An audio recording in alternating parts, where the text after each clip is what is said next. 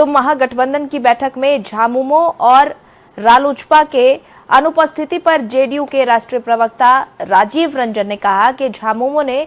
अभी से अपनी आंखें महागठबंधन को दिखानी शुरू कर दी है और जब पशुपति पारस महागठबंधन का हिस्सा है तो वह उपस्थित नहीं हुए। इसका मतलब यह है कि महागठबंधन में सामंजस्य बिल्कुल नहीं है। वहीं कांग्रेस और राजद के बीच समन्वय का बड़ा अभाव दिख रहा है। साथ ही उन्होंने कहा कि ये मिलकर भी लड़ेंगे तो हमारे लिए ये चुनौती नहीं।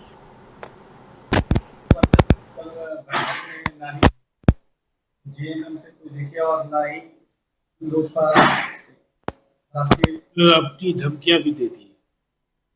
दूसरी तरफ जब पशुपति पारस जी राष्ट्रीय ये महागठबंधन का हिस्सा बन चुके हैं, उसके बाद भी उनकी अनुपस्थिति, इससे एक बात तो बिल्कुल साफ है कि महागठबंधन के अंदर सामंजस्य तो बिल्कुल ही नहीं बचा है और समन्वय का जो गहरा अभाव है वो कांग्रेस और आरजेडी के बीच भी दिख रहा है। लगातार कांग्रेस और आरजेडी के नेता दबी जुबान से एक दूसरे पर हमलावर होने में कोई और कसर नहीं छोड़ रहे हैं और कई बार कांग्रेस के द्वारा राजद के मुद्दों को हथियाना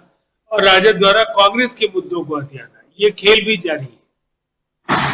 अब सवाल यह है कि ये मिलकर भी लड़े तो हम इन्हें कोई चुनौती नहीं मानते, इसलिए कि हमारे नेता नीतीश कुमार जी के नेतृत्व में